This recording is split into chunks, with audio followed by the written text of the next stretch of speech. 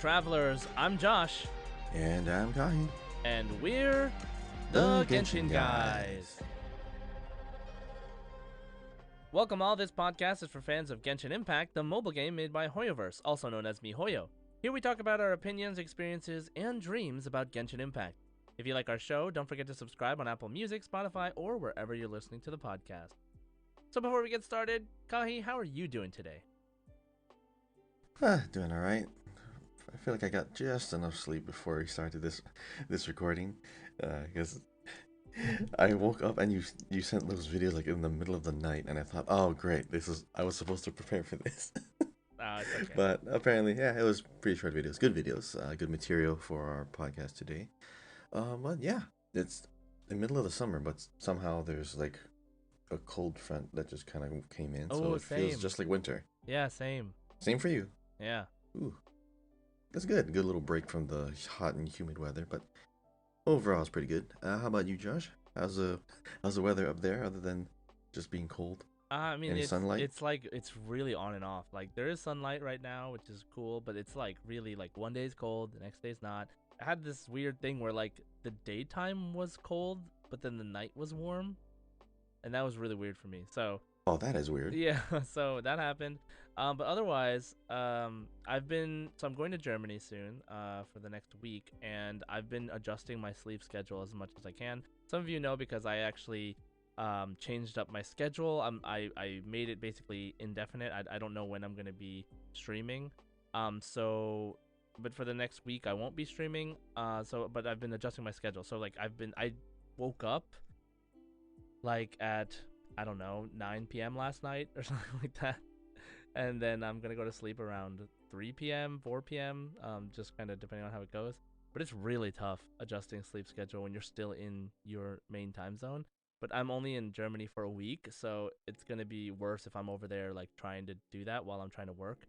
So I've been trying to adjust, and it's been really tough. But that's like kind of been dictating my whole week, where it's like the things I want to do or thought I was going to do, like I'm tired, or I don't have the energy, or I have to go to sleep. Like, it's so weird. So I just can't wait to go do it. It's gonna be fun, and then come back and then just be normal again, like with the sleep schedule, because it is crazy how messing up your sleep schedule on purpose, like, really, I mean, just in general, it just affects you, you know.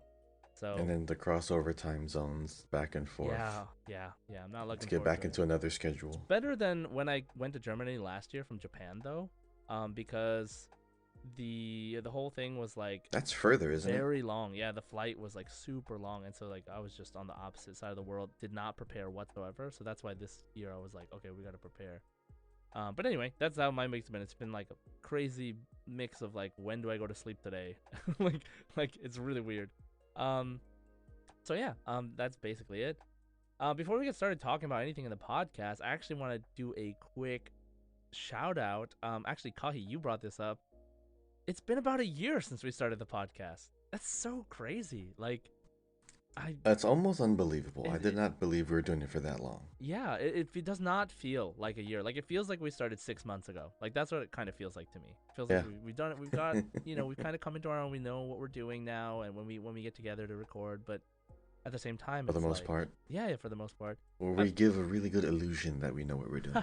Oh, it's really hard because like we've decided to do this podcast more or less in a way that's like keeping up to date with the content in Genshin, and it's constantly changing. There's constantly new updates every week, every 2 weeks. There are slow weeks, of course, but there's always something to talk about. And so, yeah, as a matter of fact, we basically don't know what we're gonna talk about until a couple days after we record. Sometimes the day of, depending on like new information that drops. So we decided to do it that way, and it is kind of tough sometimes because like our schedules don't line up, which is why we've had to delay podcasts in the past. But I think overall it's pretty great. It's pretty fun, like being on top of like this new information as much as possible, and like less pressure to prepare throughout the week. When you just learn to prepare quickly on the day of or like the day before. So yeah, maintaining a more casual approach to the whole situation as they unfold, not being too inflated, not basically like talking in caps like how on YouTube. Yeah, I know that other people do their podcast way differently, and I'm glad the way we do our podcast. And like It's very chill. yeah, it's That's what very I normally chill. I see. think um that our podcast has a like you said, it's more casual, but we also do our best to make sure that it's informative and stuff. And sometimes if the topic is really big and there's a lot of information around it, we will do our research. But most of the time, it's just like commenting on what's happening. And so we're really glad that you guys have been here listening to us. All those of you that are listening to us, maybe if it's your first time listening to us, thank you. Feel free to go back and listen to some other episodes. But yeah, I mean, we'll continue to evolve, of course, with your support, and feel free to join the Discord if you haven't already. We do have a Discord. The link is in the description. It's been growing steadily. I've been streaming a lot on Twitch. We've been having a lot of cool conversations. Yeah, as the game evolves, like the amount of things that we can do and talk about also increases, and that's super fun. I'm so excited for all that's to come in Genshin. I could see us doing this for a very long time. But how we do it and stuff is going to change, and it's going to depend on not only our way of doing things, but also you guys. So thank you for And supporting speaking us. of change, yeah, Oh, yeah. we have finally uploaded all of our episodes to YouTube. Oh, you uploaded all. Wait. Yeah, You uploaded all of them? a pleasant surprise for our 1 year anniversary. Yes, Oh, great. all of them are now on the Genshin Guys podcast YouTube channel. Recently we have been recording and putting it only to Spotify and Apple Podcasts, but we're trying to take a whack at maybe some visual content, which obviously is another workload that we're trying to add on top of our current workloads. But we do have some of our podcast episodes. Every 10 podcast episodes has a little Genshin animated background. So it's actually something still visual that you can look at as well as listen to. So they are basically just a character, sitting idle and you doing their idle animations in the world. But it's actually really nice and pleasant to see from afar. So yes, don't forget to drop us a subscription on that. Genshin Guys podcast on YouTube. Wow, nice. Okay. Yes, follow us on YouTube. That is actually news to me right now.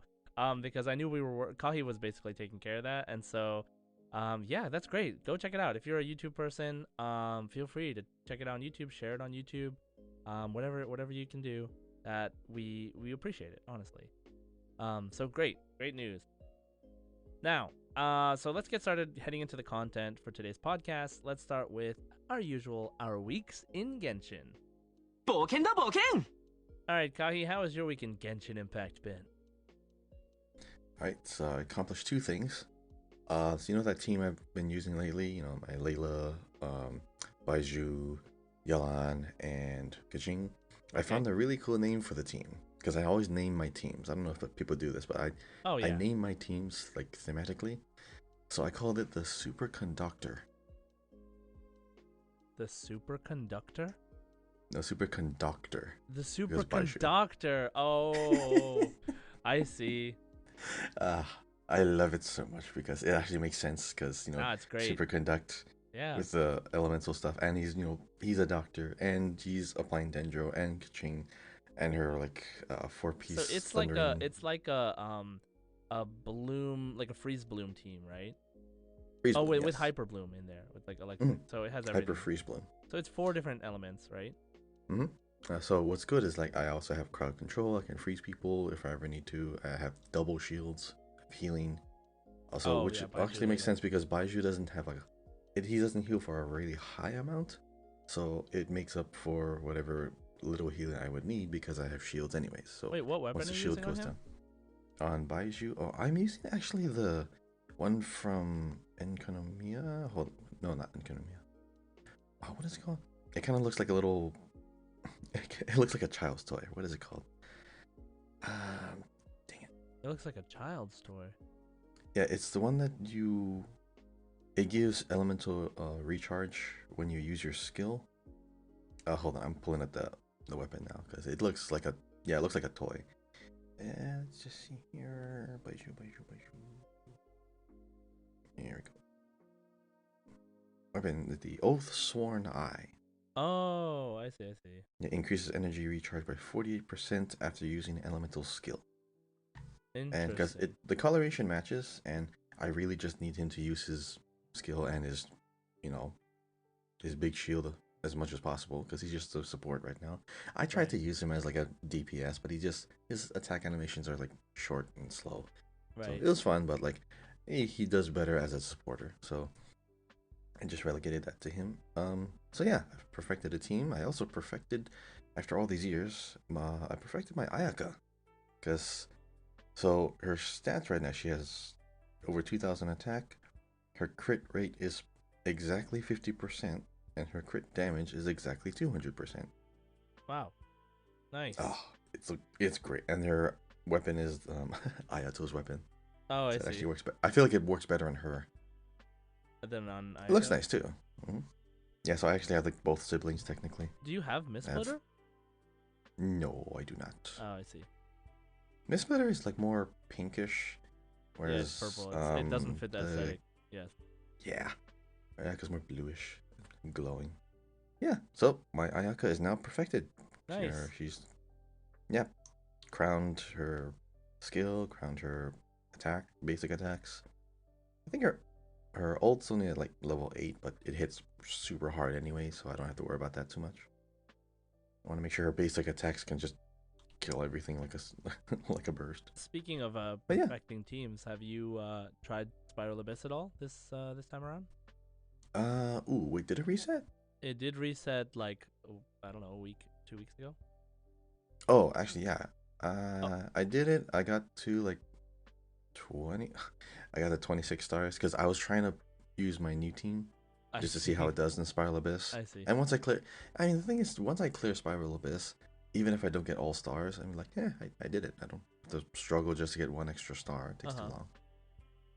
It's just for me. This is how I look at it. I could go for more stars too, but then I just be grinding away the same thing, getting nothing. But yeah, that's pretty much my week in Genshin. But yeah, anything new in your teams? You upgrading any characters? What you been up to? Yeah. So the reason I ask is because on Spiral Abyss, I was doing that this week, and I actually like pretty much rage quit. I mean, I was kind of sleep deprived from the whole like switching time zones thing I'm trying to do, but I was streaming, and I was getting advice from one of the members in our community, Sarah, who's like really great. He's really good at giving advice for people's accounts. He likes to see if people's accounts are like Abyss ready, and needless to say, my account, because I have not put that much time into artifact farming or like perfecting people like you have, I've pretty much spread out my resources evenly to some degree, and that makes my account level overall lower, especially when it comes to like limited, like characters that are limited, teams that are limited in Abyss. So I know I don't do Abyss. If you look at my Abyss history, I have not done it a lot, but I'm starting to do it more. I'm starting to learn how to do it. Same.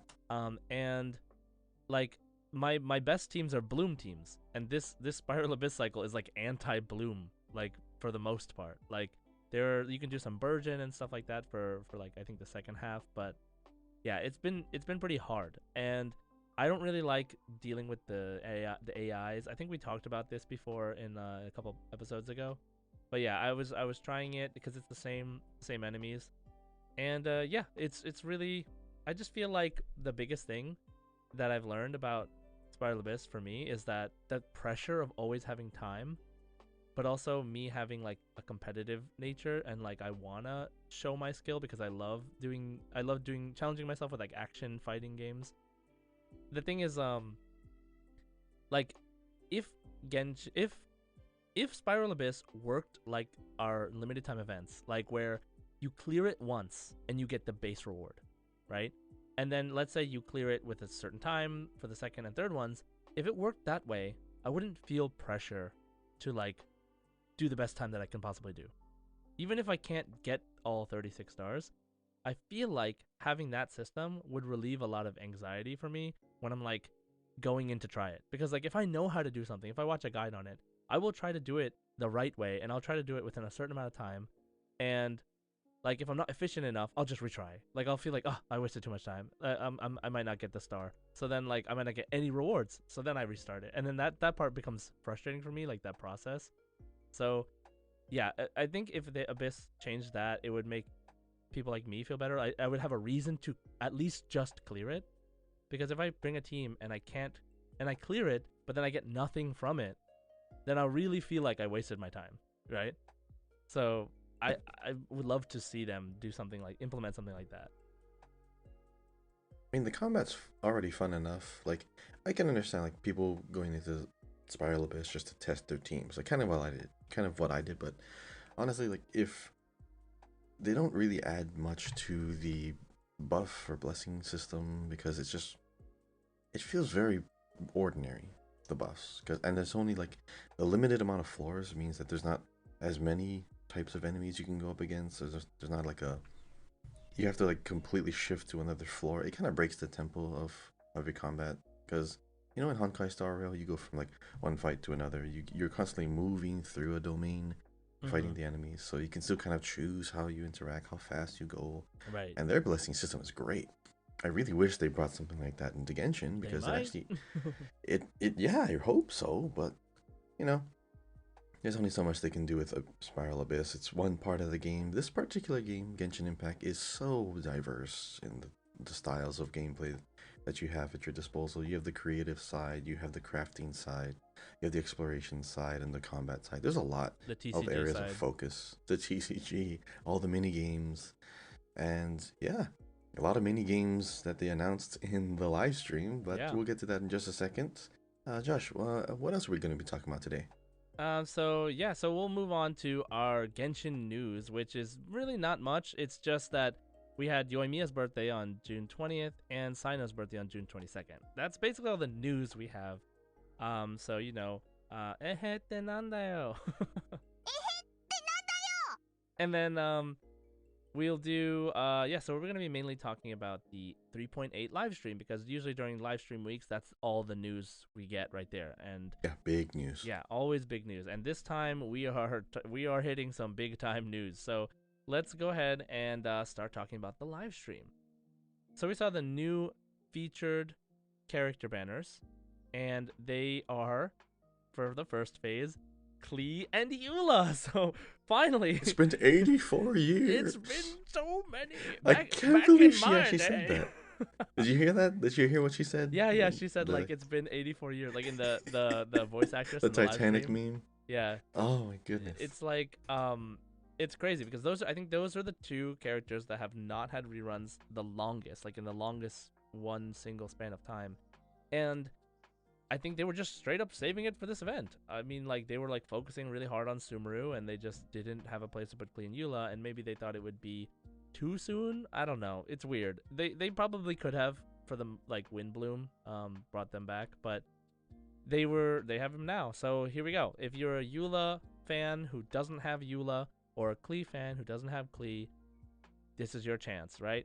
The next phase of the banner is another long time not been here for a while character, which I think is Kokomi. I think she hasn't been here for a while. So Kokomi and Wanderer, and before we move on. And so like those are the four characters. Klee, Eula in the first phase, Kokomi, Wanderer in the second phase. Kahi, are you interested in pulling for any of these characters, or? Not so much. I mean, Kokomi, of all four characters, Kokomi is definitely going to be good. Wanderer, of course, if you just need a really good hyper carry or attack person or DPS. But is this the second time Wanderer was available since he first came out? Is it not the third time? Okay, so his first banner, and then I'm pretty sure he did have a rerun already. Yeah. So this is his third banner. So this is his third appearance. Wow. Yeah. Wow, in one cycle, that's a lot. I mean, he's really good, and he's really He important. is good, yeah. And yeah, he's really the story and everything, yeah. So, interesting. I wonder why they chose now of all times to bring Eula back. I don't know if she has any specific importance or relevance to what's going to happen. They kind of showed her being in the story, right? So, yeah, kinda. Yeah, like it seems that now the story. Speaking of the story seems to be similar to the concept of Golden Apple Archipelago, which we've had in the past, where Alice creates a place for like a vacation spot for Klee, basically. And Alice's voice was featured in the live stream. The actress was talking, and they're doing like a sort of play, and they're at a sort of new amusement park-esque Sumeru area, which may probably be temporary, but we don't know.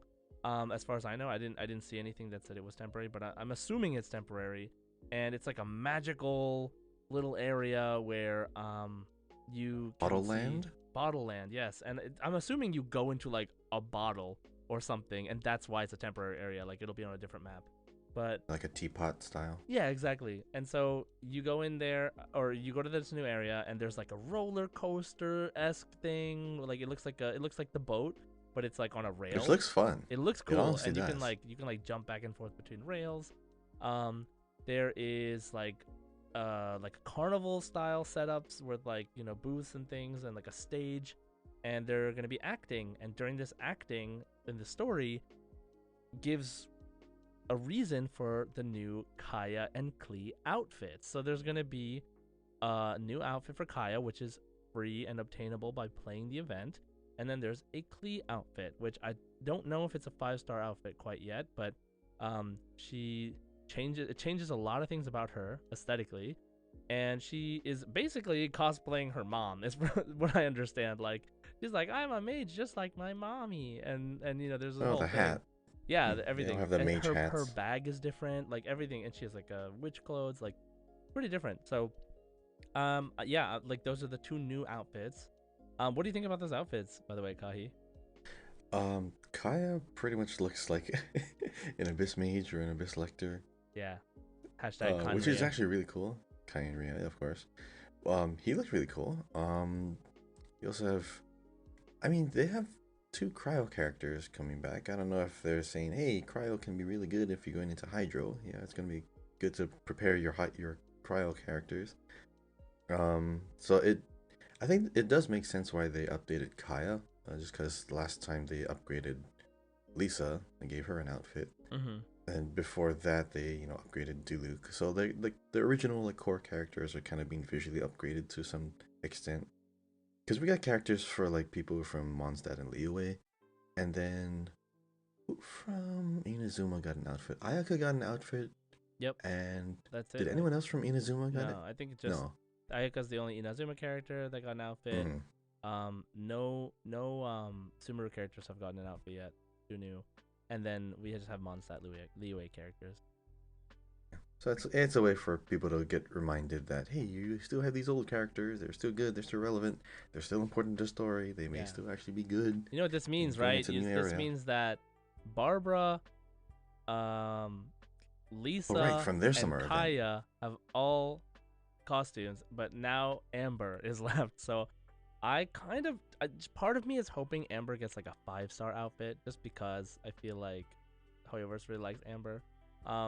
But That's a you good know, point. They never really specifically said 5-star outfits would only be available in 5-star characters. yeah, I mean, exactly, right now right? it's only Diluc, Yeah, but it's the outfit that's 5-star, so it is technically separate like from the they can character. obviously do whatever they want, but like if they were right now, they've always done it like the 4-star character's outfit is a 4-star outfit, and then you get it for free during the event that it's released if you play the event.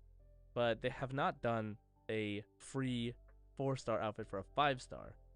So I'm really curious, like how if they're gonna do that, or if they're gonna like, because if think about it this way, if they make a really good costume for like Amber, Kaya, Lisa, like everybody has those characters, so more people are inclined to It's buy those, impossible to not. like so like it's different. Or like Kale, Barbara, all these characters that are guaranteed. Noelle, they're kind of guaranteed in the game in some way. Um, they're Oh, Noelle doesn't even have an outfit. Yeah, exactly, right? So, but I'm surprised Amber's literally the first character you meet in the whole game, and she True. doesn't have an outfit yet. So I think they're saving something for her, but I have no idea. So Oh, technically she does, because remember that they had to reskin the yeah, characters that's to compensate. like technically she It's a does, but regulation. technically she doesn't actually, right? So Yeah. yeah, so there's that, and so the outfits are coming, and then there's also a Kaya hangout, which is cool, and I'm really hoping that they reference Kai and Ria. Like obviously Kaya is a mysterious character, but we've learned a lot about his past. We've learned about his past, and so now this is their chance to give it to us in a story format, especially because we haven't seen Kaya that much as of late. But Kaya is the first hangout for like Kaya. Also, if you go through the story, Kaya has a story quest, right? Like you do Kaya's story quest at the beginning, Which when he's like, you got to go find this fake sword or whatever, and then you go there, and then he's like actually tracking down abyss mages, and then Diluc shows up, and like so that's like one of the first missions you have to do in the game. It's like Kaya's story, quote unquote. Now he also now has a hangout, so that's the first time I think there's a character that has a story quest, like a dedicated story quest and a hangout. So that's interesting, and he's a 4-star. So yeah, if Xingqiu gets one, then he'll be like similar, because Xingqiu has his own story quest. Xiangling has her own story quest, but neither of them have hangout. So that's first time for me, I think, from what I understand, that's the first time we're getting something like that. So there's always possibility for this stuff in the future, you know. Okay, so then the other thing. Oh, do you have anything to say about that? No, but between the two, honestly, I think Kaya's outfit obviously looks better, but Yeah, I Klee's mean, outfit matches her. obviously, like biased Klee mains, but Mm-hmm. exist. But yeah, I think for me, Kaya's outfit also is just way better. Like, oh well, it's like I don't know, Kaya's outfit is just really cool. So and like Klee's outfit is pretty similar. I wouldn't say it's similar to her main outfit, but it's like same color scheme, like it's red and all this stuff. And but Kaya's got this whole different kind of aesthetic going on. I don't know. Maybe it's similar too, but He looks it more looks cool. buff. Yeah, he Yeah, he, a he little bit looks more buff. baggy pants. He's I a like mix his between shoes Kai though. and Rhea and Sumeru style. Very like Sultan-esque, you know. Yeah, it's cool. So let's talk about the mini games. So there's gonna be mini games during this event. One called Spino Blaster, which is like a water cannon shooting mini game. If you can play this on a mouse and keyboard, I'd probably recommend that. It is like actually like a first person shooting from a cannon kind of game. And Dance of Flashing Thought is a combat event, which is pretty cool. There's like a spotlight that shines on you while you're fighting enemies in a big arena, and the spotlight like does a ton of damage. Pretty cool. Sojourns of the Barking Fox, which is like a racing event, which is I think it's like you're going through rings in the air, using a Sarush looking sort of character thing, like a little sprite that looks like a fox. I don't know how to explain it. It's just go look at it. But it's basically like a Sarush racing event, kind of like that event we had with Sarush after the release of the party stuff. And then there's Big Bang Finchball, which I'm actually really excited for, which is like a shuffleboard game. So for those of you that aren't familiar with shuffleboard or maybe even curling, you basically like throw the birds like on a big board, and you have to. There's like a target on the other side, and you have to slide the birds across and try to land on the target. If you slide it too much, the bird will just basically hit the end and not hit the target, or fall off. And then if you like hit it with just enough power, you can get it to slide right in the middle. And I really like those kind of games actually, so I'm excited for that. Are I hope any they squeak. are you at any of these? Are you excited for any of these, Kahi? These events? Um, I'm interested in that the dance event and the racing event. The racing event because it's utilizing 3D movement space a lot more, so Right. it's gonna give us some practice of maneuvering for the swimming. It's gonna be, of course, it's just practice moving throughout. Um, it, I mean, these are mini games, so they're not gonna be like too difficult. They're not like Spiral Abyss. They're not meant to be difficult. They're actually, it's a good mix of things. I'm actually just really interested in that whole roller coaster that they spread out over the Sumeru landscape. Mm-hmm. This is most likely like a contained space because if it's related to Bottle Land at all, it could be cool. But even if they temporarily add it to the open world space, that's gonna be great because it's a vehicle transportation. So instead of like you just tethering to those little floating glowing flowers, you're actually getting to ride something. And if you have a bit of control over this vehicle, that's gonna be even like more awesome too. It's a big thing that is added to the open world space. I mean, these other games are in their own contained domains and instances, which is cool, but seeing the world change is also very very interesting. So I wonder if they're gonna keep parts of this lying around for some reason. I They could mean, if they that'd be wanted to. cool. They did Hmm. introduce the boat in Golden Apple Archipelago, and then it like Hmm. stayed forever. Yeah, so they could be adding some kind of rail system Oh, they have to Sumeru. something that looks like that in Fontaine, which we'll mention a little bit later. Um, so yeah, so we have those mini games coming out. We also have a Genius Invocation TCG PvE mode. I don't know if it's temporary. It might be temporary. It might be permanent. But it is called Endless Swarm, and it is where you fight waves of, I guess, endless waves of enemies and see how long you can last. Where I'm assuming shields and healing are going to become really, really important. So yeah, that's a pretty interesting mode that's coming out soon. And they'll be adding the TCG cards for Candice, Yanfei, and Kazuha, so that's pretty great, especially for fans. I know there's a lot of Kazuha fans, so yeah, that's something to look forward to. You know Now, what's funny? yes, They added they added a they added a horde mode to the card game before they added it to the actual game like Spiral Abyss. mm-hmm. Because I know a lot of people were looking forward to that. Like, hey, just give me waves of enemies and make them slightly progressively harder and see what the deepest level I could get to was. Because I mean, this would be good for like combat, but I wasn't expecting them to bring a horde mode to the card game. Yeah, I feel like there's still so many things they could do with like us with Spiral Abyss in general, like having a different version of Spiral Abyss where you have unlimited, having a different version that's like more like the buffs in Simulated Universe, like where the in Honkai Star Rail, where the buffs have like a lot more impact on gameplay, similar to a lot of the limited events. Um, but yeah, we'll see what happens. Like, the fact that they're just like pumping out different game modes for TCG is like crazy to me. So hopefully they will get on that. Now, I don't know if you saw this, but there was like a developer update where they talked about permanent content coming in the future. Did you see that? Oh yeah, I saw a conversation that they were having with the guy. They said they are looking into adding permanent game modes, like TCG, but more, I guess, smaller game modes. But just in general, they are looking into permanent additions instead of just always time limited stuff. Yes. So let me just bring that up real quick. Okay.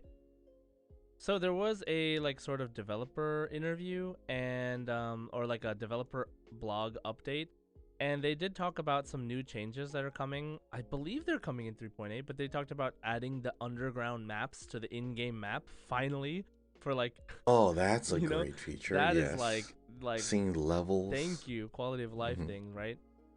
So there is that. There's also the thing where like if you're doing daily commissions, for example, like when you are doing a if you're doing a daily commission, you finish it, it will automatically target the next daily commission so that you can just like bounce between them, so you don't have to like open your quest list and then navigate and do all that stuff. That's convenient. So Yeah. little tiny quality of life changes, heading in the right direction. We're hoping for a lot more in 4.0. But what I want to mention is this. In that article, it says here, um, we posted this in the Discord a while back. These are the quest and map system optimizations we would like to announce for now. Not long ago, the Divine Ingenuity Collector's Chapter event was released. During this time, we also discovered many interesting custom domains created by the community and also heard calls for making time-limited events permanent. Here we would like to take the opportunity and chat with everyone regarding our thoughts about permanent gameplay mode. For certain Genshin Impact gameplay events, the development team has already considered the possibility of making them permanent fixtures during the inception of their development. However, based on our evaluations, certain gameplay events are not fleshed out enough in terms of content to support the long-term gameplay experience for everyone. We will combine the feedback from our travelers regarding the event gameplay for future iterations, and will release new permanent gameplay options at the right time. In the future, the development team will continue to plan more permanent content. We hope to bring more interesting experiences for our travelers. So, thing that blows my mind about this is Interesting. like Yeah. Divine Ingenuity is so robust. Like there's so many things you can already do in it, much more than the last event. And I honestly think it could just stay, and then they could just roll out updates eventually in the future. Like there's so many cool things that you can do with it right now. But they say like maybe there's not fleshed out in terms of content to support long-term gameplay experience. So things that they added things that they added to the game without really adding a test. Okay, the boat was kind of a test because they put it in Golden Apple Archipelago, but they knew they were going Hmm. to use the boat. Yep. Like period, they knew they were going to use the boat, so that's fine. They added fishing, they added teapot, right? They didn't do like a test to see if the teapot was going to be good enough. They just just did it. They just added. They're like, yeah, we know we want this. They added it. Well, they added teapot early too. I think Yeah, in year one. super early. No, it was super early. And then they actually like, obviously there was like a period of time because of COVID where like it wasn't being updated for a while, but it was like vastly updated way later. It started with much less things to do and much less things to make, and like you couldn't even put things in other things. Like it was like a very limited, and they just changed it. And I was like, man, they could just give us divine ingenuity. I really like it, so I'm kind of biased, but I personally think that when compared to like the other things they've released in its full state, TCG, they just dropped it on us without any warning. They were just like, here's a whole entire new game in this game, and we're updating it regularly. Like I was like, what? So yeah, these kind of things. Like I feel like that it's really cool that they talk to us about their methodology behind permanent content, but I also feel like Divine Ingenuity has more than enough content to support it, but maybe they wanted to test it and see the reaction of the community, etc., etc. So yeah, it's like the teapot because early on, like the concept is already there. Like what people want the teapot for can already be done in almost in its entirety from the beginning, and then they slowly add more things. They slowly add more spaces. They slowly add more objects. It's the same thing. The domain currently has way more gadgets than any other previous domain building style event. So, I mean, in its current form, it could stay. But if they want to future-proof it, how would they do that? Like, yeah, so I'm curious are they about gonna that. plan more spaces around that? Are they gonna add more objects per patch that comes out? Because if they have to keep it thematic for the regions, right? They have like Fontaine tech, maybe that Sumeru tech, because you have the flower tethers in midair that you can already add, and that's a current technology. So, yeah, I'm curious what they want to do to that mode in order to consider making it permanent. So That's like that's interesting. that's kind of what I'm getting to. Yeah, like I wonder why they're not just making it permanent. Why didn't they just drop it on us and say, hey, this is a new permanent thing? Or it suggests that they know that there are ways to make it better, even though we think that it's already good now. So, Yeah, and their like, baseline might be really high. Mm-hmm. What I like is also they say like from the inception of each of these mini games, they already consider, hey, could this be permanent as they're making it for the first time? So Yeah, that makes sense. that's good to know that they are thinking about that. Which, in hindsight, briefly, it does make sense. Like while you're making something, like, could we bring this up again? Right. Could How much this do we just be work an on this? addition? Yeah, yeah.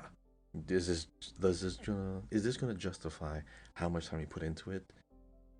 Yeah, Exactly. so they can slowly bring the events back, as recurring events. That makes Like sense. Wind But Trace, everybody wants Wind Trace to be I permanent. know, Like everyone loves that one. I know some people talk about this like mentality of like, if it's permanent though, I might not do it as much because I always think, oh, I can just do it later, and then like there's nobody doing it, right?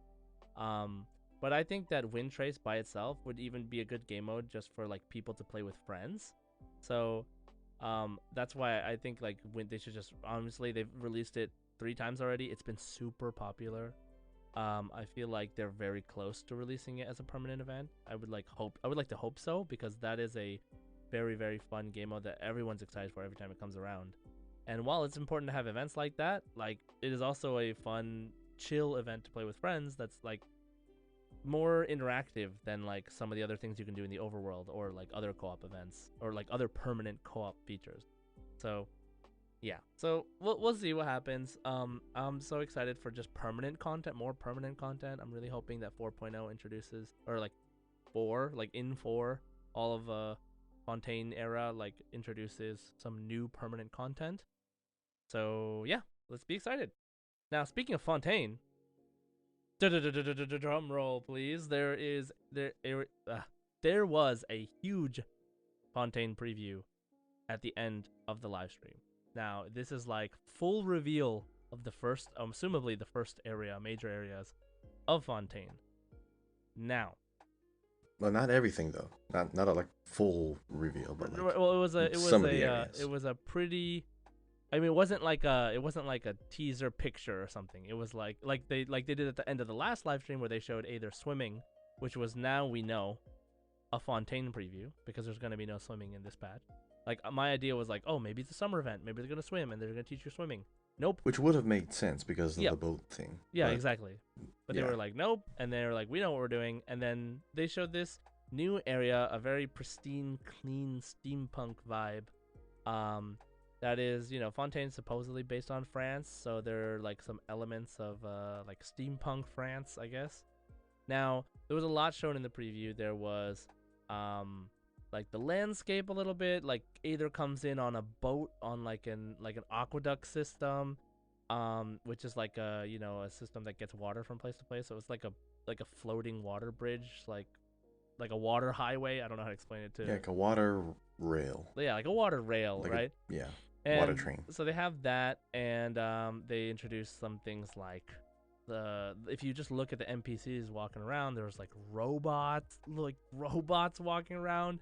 There is Dogs. there is like dogs Fancy that dogs. have clothes. And then there was the Melusine, which is like apparently roughly translates to river, lake, mermaid, like river or lake mermaid, and it's like it's like a humanoid animal creature. And they kind I of thought it was a feature dragon. a Because I saw dragon. like wings. Yeah, I saw wings. I saw like a different type of skin, a tail. Yeah, I see a tail. Wings and a tail to me, Oh, and there with is that little kind wings, of isn't there? coloration. Yeah. Yeah. So I thought dragon person? Well, maybe Is it it someone is, from but that it's land? like that's their version of like they use those underwater or something. Um, but they showed that they showed the little pink girl or the little pink creature, and then they showed the underground in the sewer area with like dark steampunk and like people living down there. Very very different contrast to the above ground. And then they showed us swimming, which has like a whole its own move set. It looks like there's sort of like a hydrograna looking like little orb that follows you around when you're down there. The traveler was tuned to hydro element, and but we didn't get to see their moves out of the water. We only saw them underwater. Now it looks like it's gonna be only available for the traveler underwater because there's a bunch of new animations, like there's a whole bunch of new stuff. But it remains to be seen. But and most likely the underwater exploration is going to be limited to certain areas of Fontaine. But I mean, they just showed us so much stuff, and it's really cool seeing it for the first time. And there's just so much we could talk about and think about. But Kahi, what were your like biggest impressions from this preview?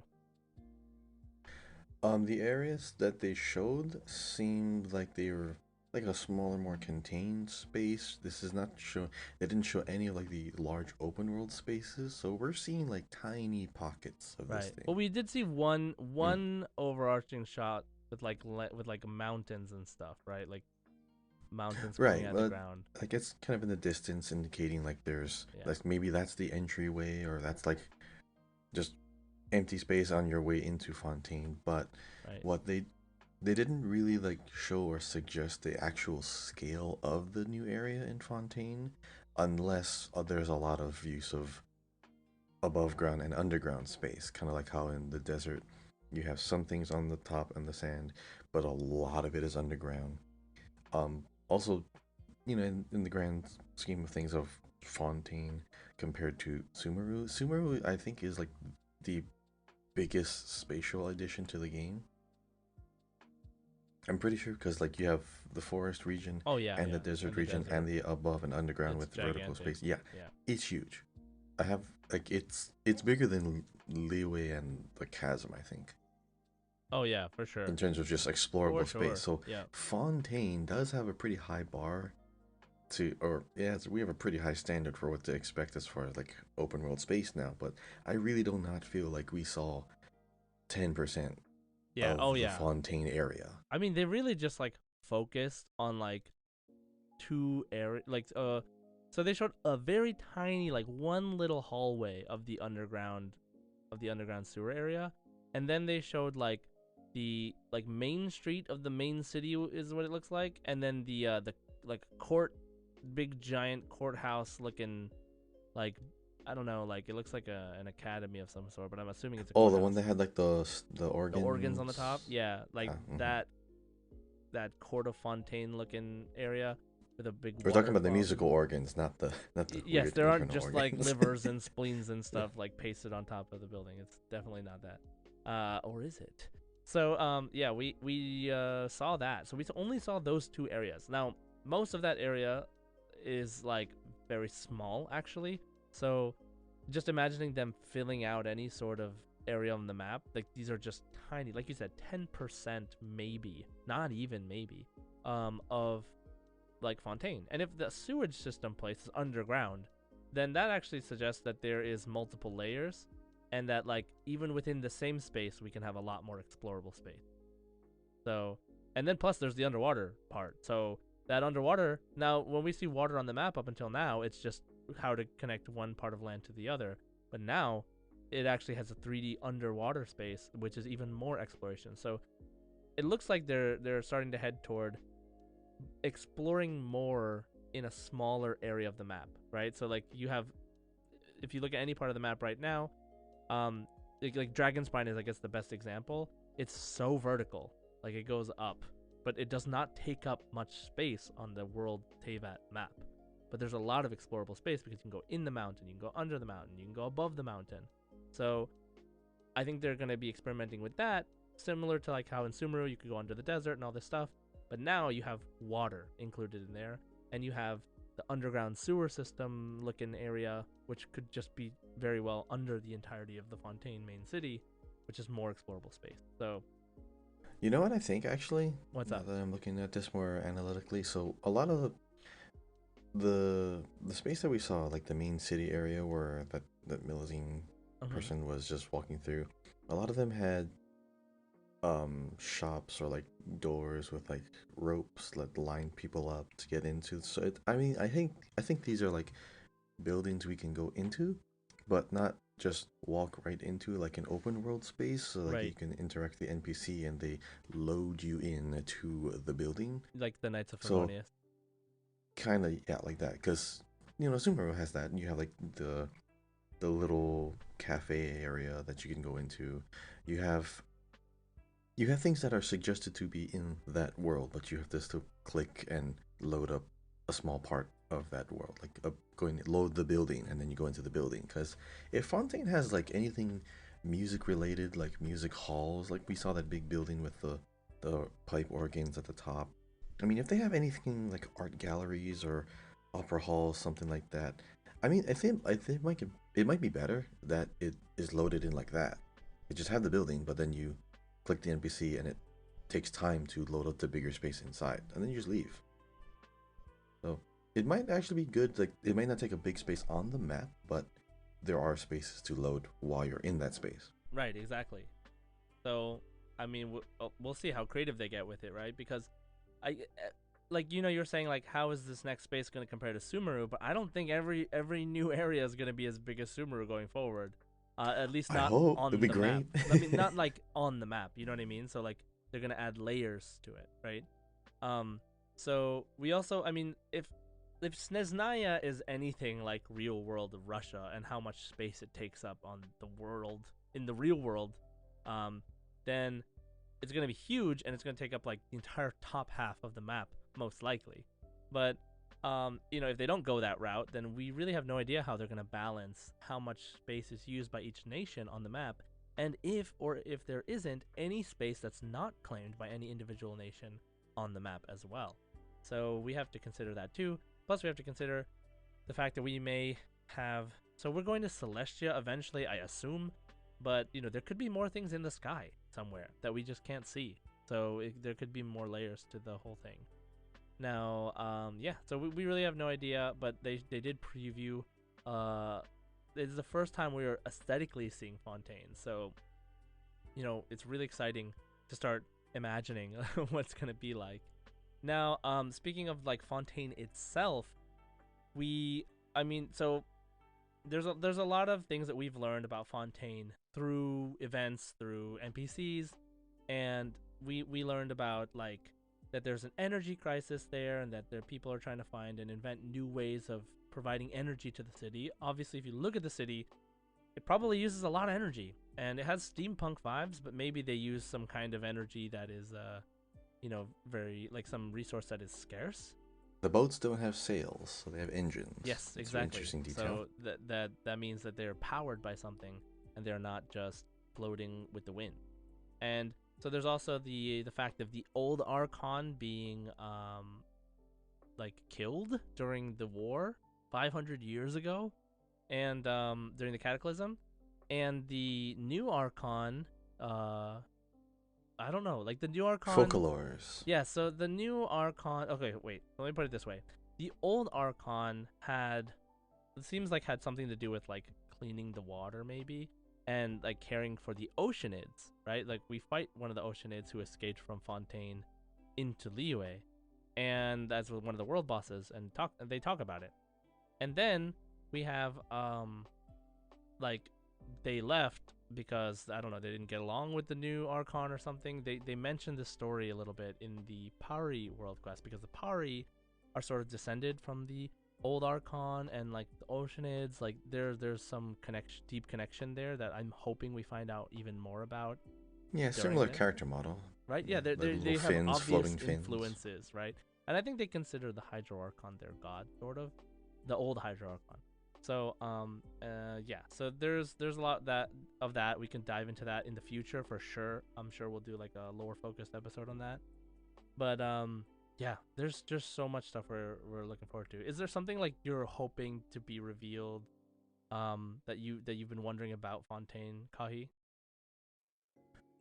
This is going to. I have a feeling this is a little similar to the Inazuma issue, where the ruler of the land has their set of morality that they're trying to purport and like push onto like her people, because hey, to preserve this land, we have to cut off connection to everything else and make sure we live in eternity, but only be like this at all times. So in a way, that's kind of like a judgment.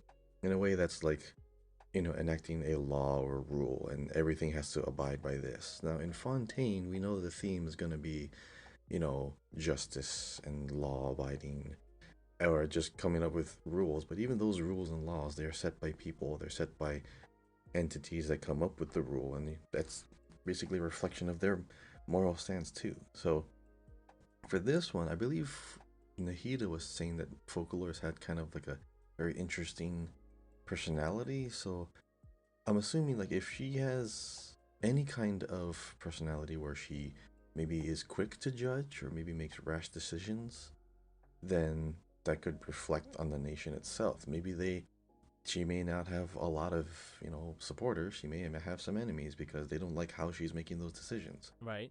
I mean, for the most part in Inazuma, I'm pretty sure everyone was like, they worshipped, Raiden Shogun. I don't think anyone wanted to Did anyone want to overthrow Raiden Shogun? I don't think anyone even thought that. I mean, isn't that the whole point of the war with Kokomi? Like, didn't their whole No, like they had disagreements, but they didn't want to take over. They didn't Ah, want to like overthrow Raiden Shogun, right? I mean, I'm pretty what sure did it you wasn't think the that. war was for? Well, they didn't. Okay, they disagreed with how Raiden Shogun was running the country, but they didn't want to like overthrow So Raiden they Shogun. went They to just kind of wanted to be by war and themselves. lost lives so that they could tell the Raiden Shogun, change your Was ways. that it? Yeah, so you have people who disagree with how she's running the country, but the war wasn't to like dethrone her. The war was to like, okay, I'm trying to remember how that whole sequence went, because she the vast majority of the people went along with Raiden Shogun, either like because they also believed that was the right thing to do, but they also believed in her benevolence. Folklores could potentially have more enemies, because when you make a judgment, you have like a prosecutor, and you have the plaintiff and you have the defendant. There's already going to be like two big sides that you can only appease one of them. And if like there's so many court cases, you are going to have people who are going to get the best outcome they wanted, and you have a whole half of people who don't get the outcome they wanted. So you could potentially have way more of a bigger civil war in Fontaine than Inazuma ever had. So like what I'm trying to get at is there could be a lot more people that we have to be cautious of, a lot more people that are going to be actively trying to uproot this system, or a lot more scheming and a lot more conniving going on. So this could be a lot more interesting to dive into. as far as just from a story perspective. Just how this nation is set up, their theme means there's like a lot to. Yeah, there could be a lot more interesting storylines. Even side quests could be pretty interesting to follow. I mean, I think so. So in regards to like the Inazuma War, like the Vision Hunt decree, right? People like Kokomi has a vision. You know what I mean? Goro has a vision. Like, there are people that are suffering. Like they're also, I believe the Watatsumi people were just being oppressed in general by the shogunate, and even though Raiden Shogun it wasn't usually directly involved because Raiden Shogun's like whatever, it'll fix itself, hashtag eternity or whatever. Kokomi didn't really have a choice. Like they kind of just had to fight, or else everything would be taken away from them, and Like a fight for preservation, not so much yeah, like I mean they didn't. But there's different types of wars like but that. like that's like how else, like like basically how is she going to fix this problem if they don't get to decide the rules? You know what I mean? Maybe she thinks they can't fight Raiden Shogun, but maybe it seems like maybe she didn't even get to talk to Raiden Shogun because of the shogunate not letting her get there, right? And Raiden Shogun didn't Because really they're care. so far off to the other side. Yeah, on and the other side Raiden of the Shogun country. didn't really care either because, like, as long as it's not directly affecting her, Raiden Shogun, then the people will solve it, within their own dispute. Like, this stuff happens all the time, kind of thing. So, yeah, I don't know. We could dive into that more eventually. But I think that ultimately, like, Kokomi had to go to war, because they needed to change the way the country was run, and the person technically running the country is Raiden Shogun, so she's at war with the shogunate. And I mean, it sounds like they were manipulated into doing stuff because of the Fatui and all this stuff, but at the same time, it's like, as Kokomi's people, what do you do, right? So, and maybe she tried a diplomatic approach, maybe she tried like peace and stuff at the beginning, which is very likely, but after that it just became war. So yeah, I mean, it's interesting. Like, it's really sad too. Like, just in general, talking about war. But yeah, I think it was. We'll see if there's like, there is like talk of Fontaine being divided into two factions: the guilty and the non-guilty. Yeah, like the above ground, underground, and kind of like how in Honkai Star what Rail. is it? Honkai Star Rail. What was that? What's that story? Piltover and Song. League of Legends. Yeah. So, yeah, League of Legends. League of Legends. Bellabog from Honkai Star Rail. Like, there's a lot of this. I mean, this exists in real life too, right? Like, it's usually the upper class versus the lower class, and not even considering the middle class in most cases. But there's always an extreme difference between the two sides. And like what we see in this preview is extremely clean upper ground and extremely dirty underground where people are also living. And so, can't help but think there's two factions at odds here. So, yeah. So we'll see how it goes. The story, we have no idea what the story is going to be about right now. Like, we're going to get to Hydro Arc. We're going to get there, immediately go on trial, get accused for something. Apparently, we're a celebrity in Fontaine because of the Steambird, the newspaper. So, what exactly happens as soon as we get there remains to be seen. What the actual plot of the Fontaine story is, we don't know. And how the Fatui are involved, or maybe even the Harbingers, we don't know. So first, we just got to see a preview of how it looks, which is really cool. Now we can kind of just imagine it for a little bit. And then hopefully the 4.0 preview will have a lot of insight as to what the story might be about. Maybe we'll even get a random story trailer drop like we did with the Winter Nights Lazo, and just get some hint as to what the story might be about, like a lesson in blasphemy. You know what I mean? Like that whole thing that kind of just dropped out of nowhere, and that is not viewable in game. You have to go on YouTube to watch that.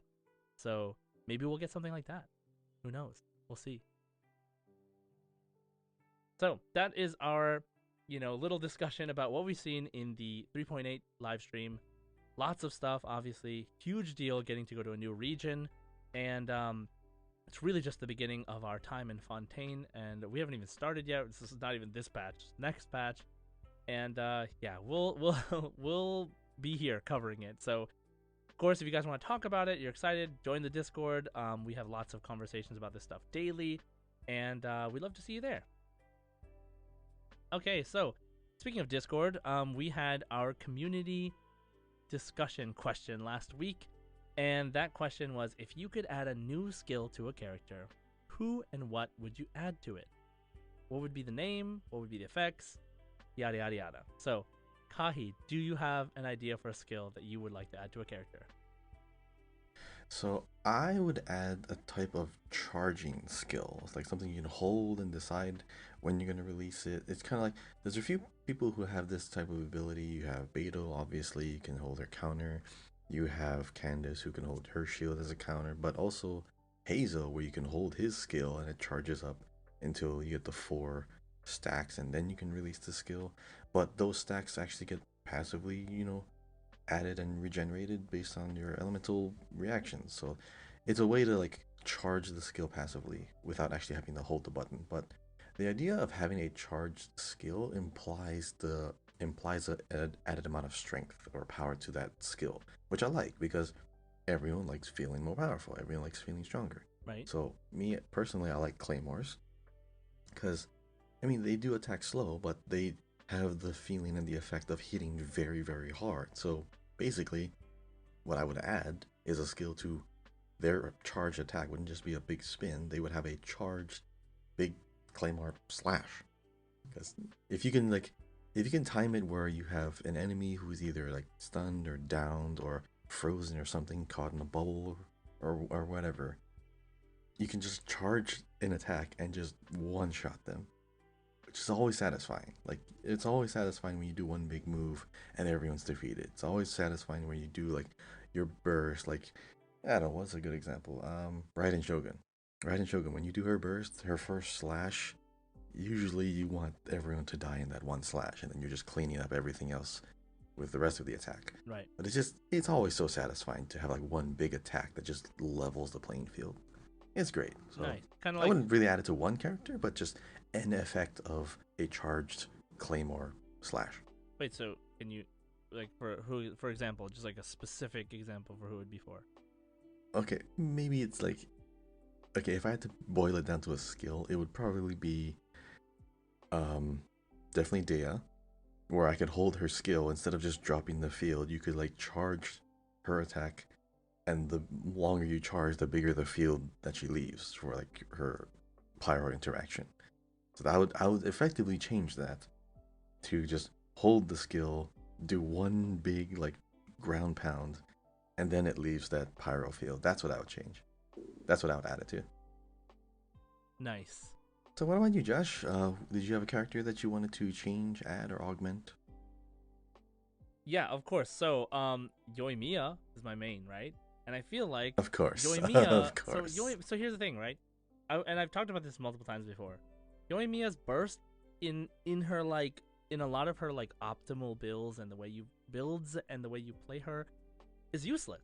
Like you don't want to use her burst because if you use something like Shimenawa's the set, you actually lose energy when you use your skill. So you can't. So if you use your burst, you'll find yourself with 0 elemental energy, and then when you cycle back around to Yoimiya to use her skill, you won't have enough energy to buff her attack, and so you're wasting the effect of Shimenawa's.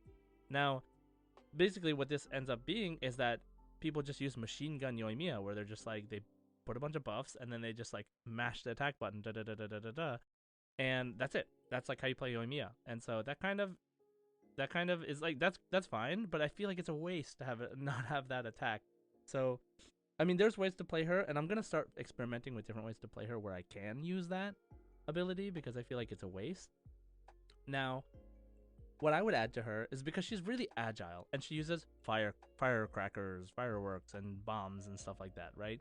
Is I would love to have an ability that's like really to add some agility to her kit a little bit.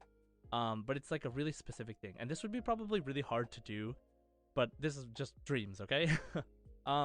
So she would have a move called Fire Flip or something along those lines, or like Sparkle something. I didn't think of the name like completely, but I just thought Fire Flip would be the easiest thing. And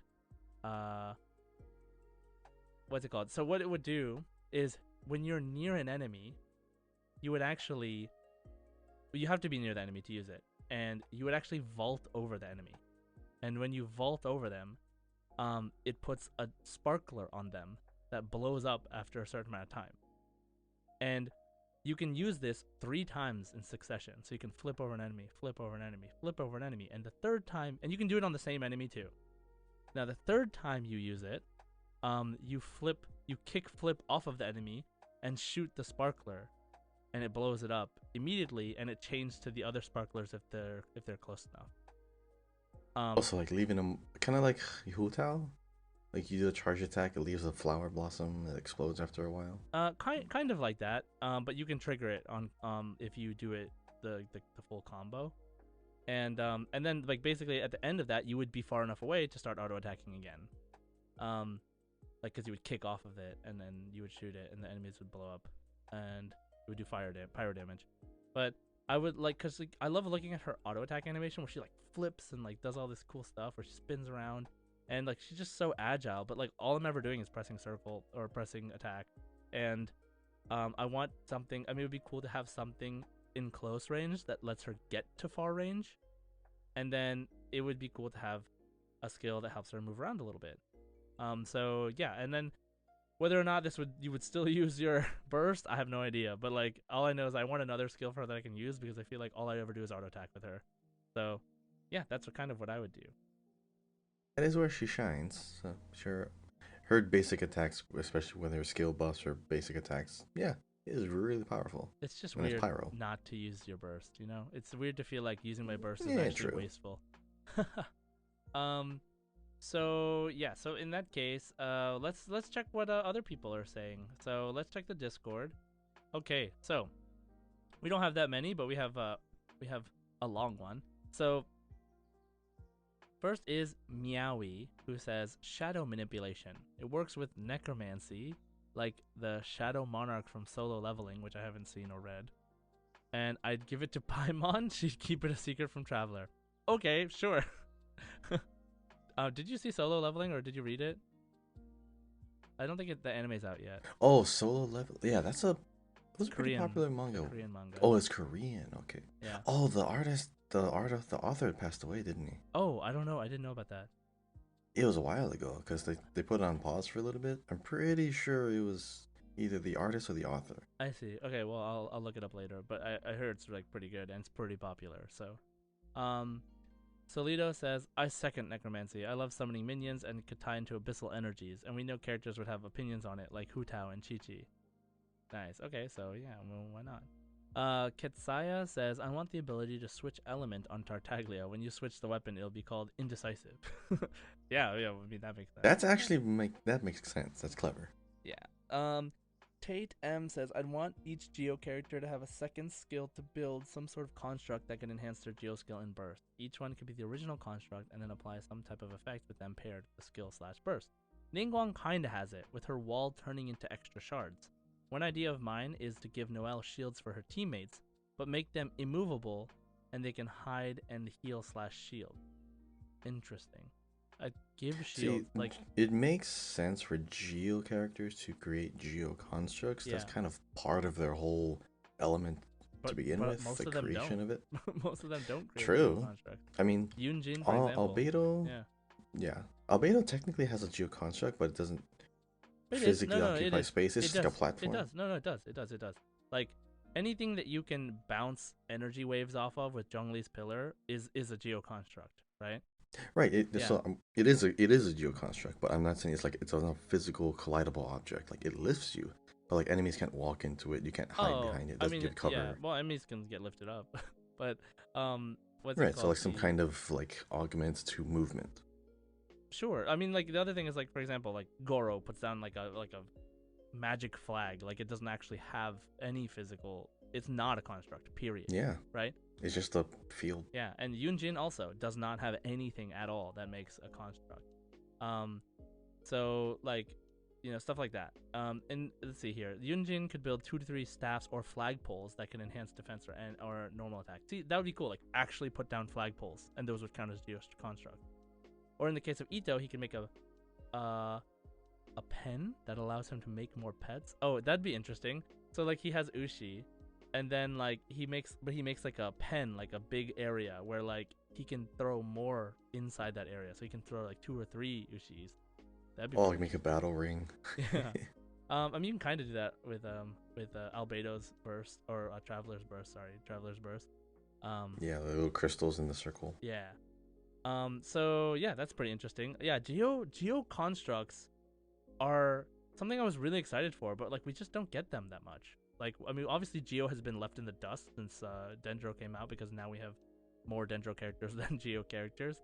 But hopefully we will see more Geo soon, and we will see actual more constructs that change the way you fight. And I think that the idea of the skill and burst have to do with each other with the construct would be really interesting, for sure. Even Zhongli's, like, his burst has nothing to do with his construct, like I think Ito's has nothing to do with his construct as well. But Albedo's, for example, you have to make the flower, or else his burst doesn't basically do anything. So you don't have Albedo, right, Kahi? I do not. So Albedo makes the flower, and inside the flower, anytime you hit an enemy, they take like little sparkles of geo damage. And if you burst in the flower range, it will make random sparkles everywhere, like and it will hit like a bunch of enemies with a bunch of geo. Like landmines.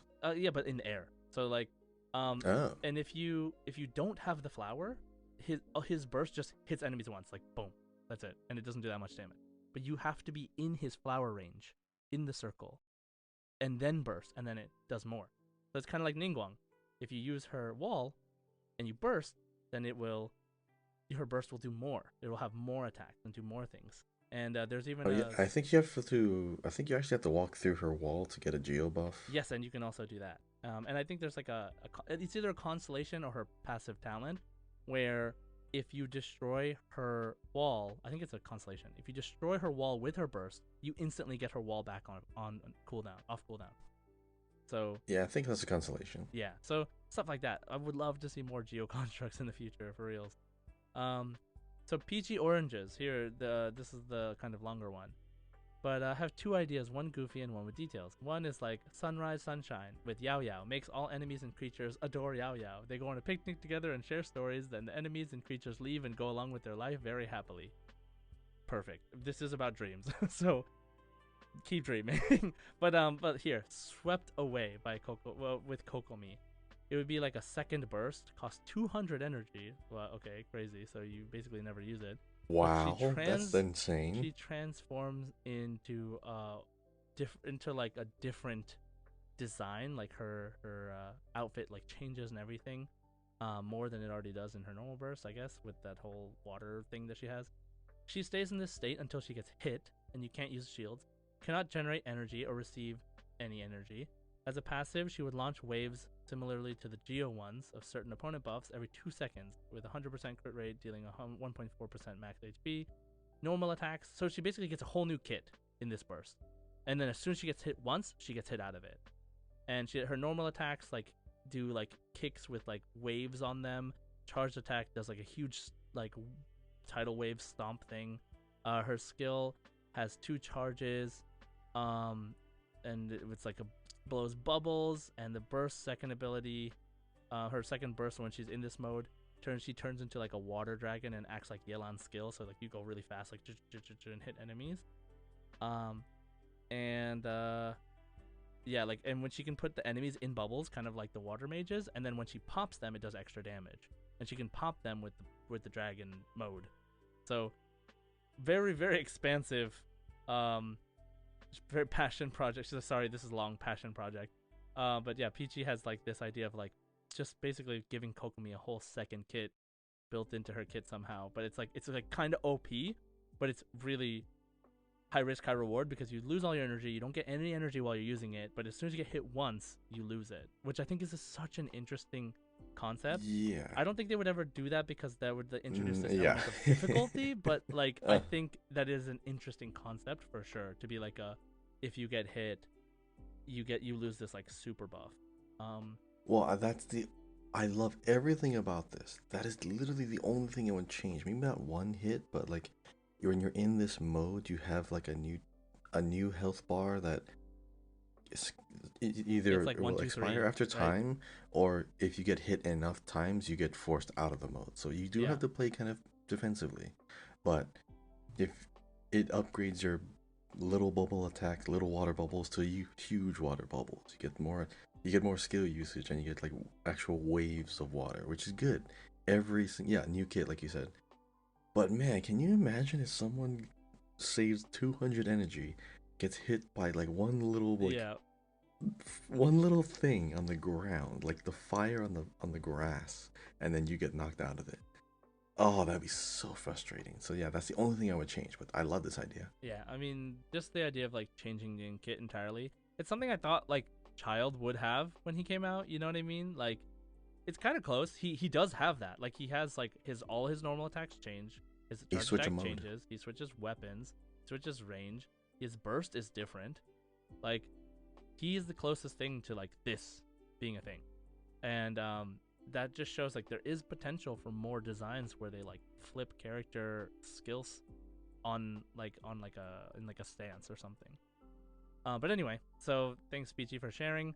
And last one is actually Healing Halo. So as a former Lisa main, I wanted to make one for her. I came up with a skill that would have just a single tap form. It would send a bolt of lightning that travels from enemy to enemy, similar to Baiju's skill. When an enemy is hit, it will deal a very small amount of electro damage and give them 2 stacks of the conduit status.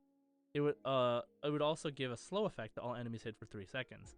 This skill's primary use is to make the setup for Violet Arc easier. I named this creation Violet Days.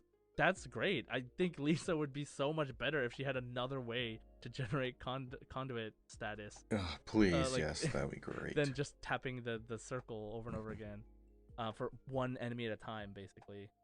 So yeah, super great idea, Halo. So what about on Spotify, Kahi?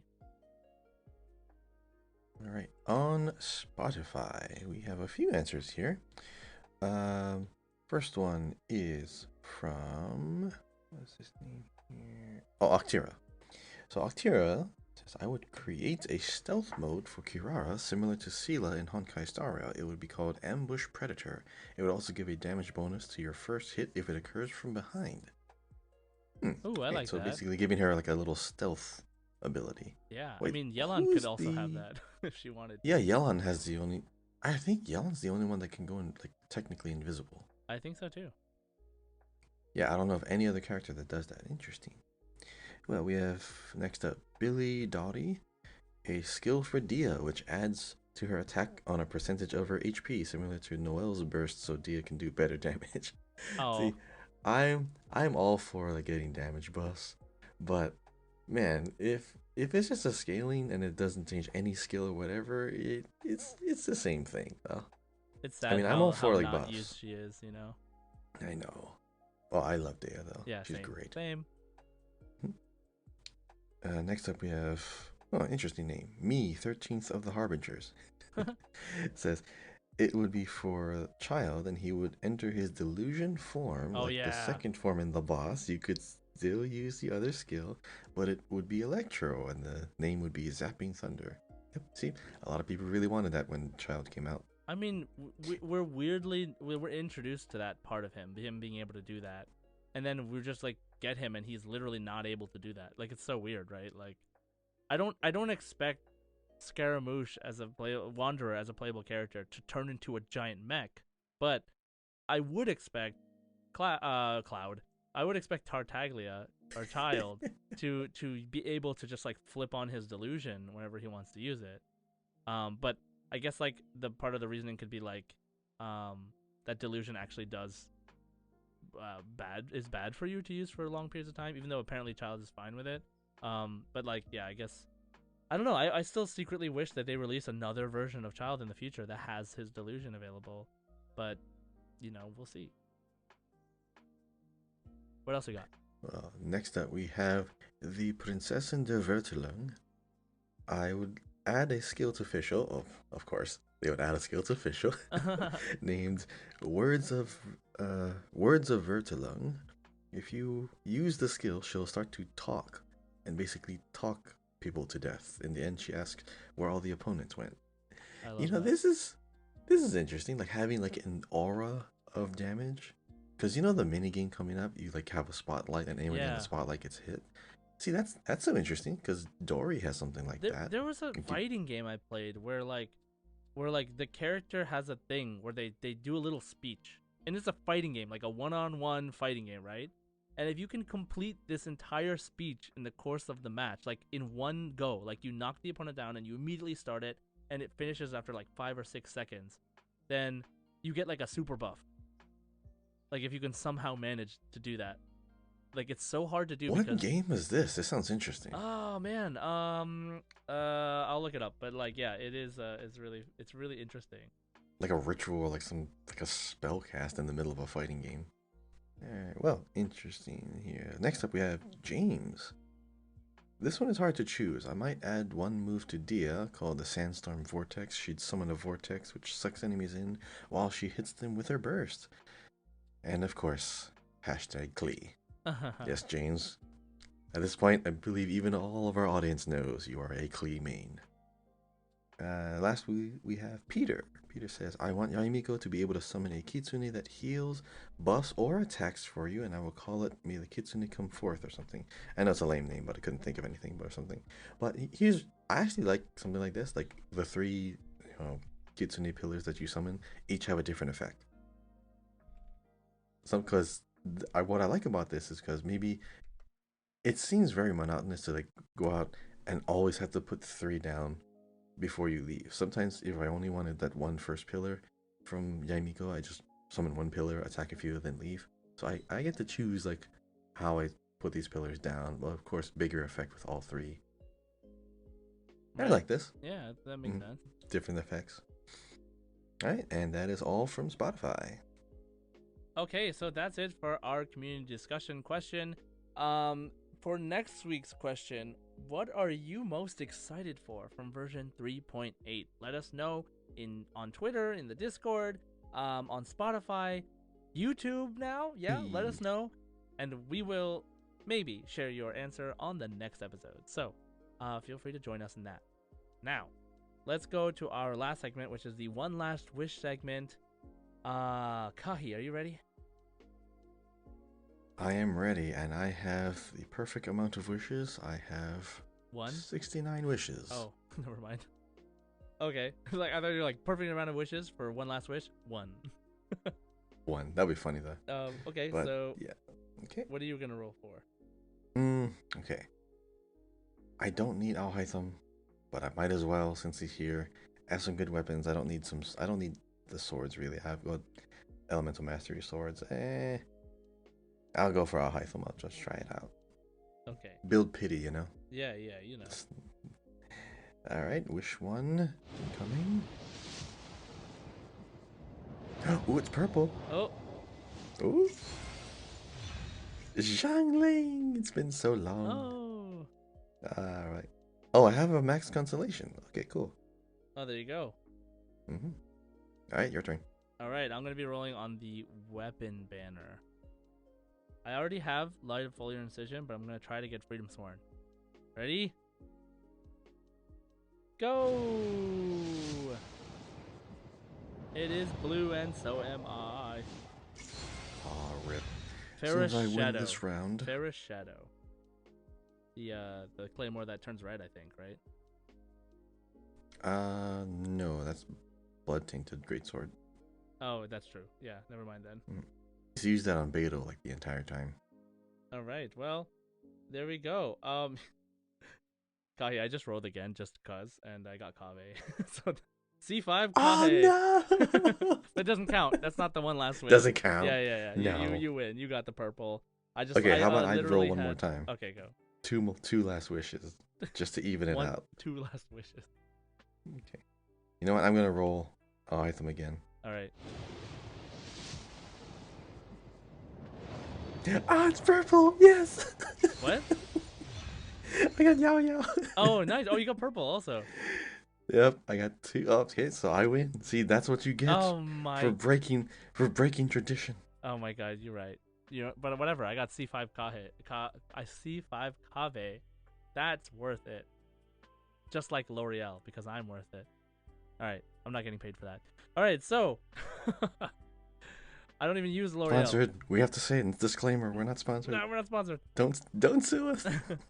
So, all right, guys, that wraps up the show for today. Thanks for listening. If you have the time, please leave us a comment and a review. We'd really appreciate it. Don't forget to subscribe on Apple Podcasts, Spotify, YouTube, wherever you're listening. Follow us on Twitter, once again, at Genshin Guys Pod. Follow me at JSide Gaming on Twitch, twitch.tv/JSide. Kahiao on Twitter and YouTube, KAHIYAO. And as always, Ad Astra Abyssos. Hoshitoshien o mezase. And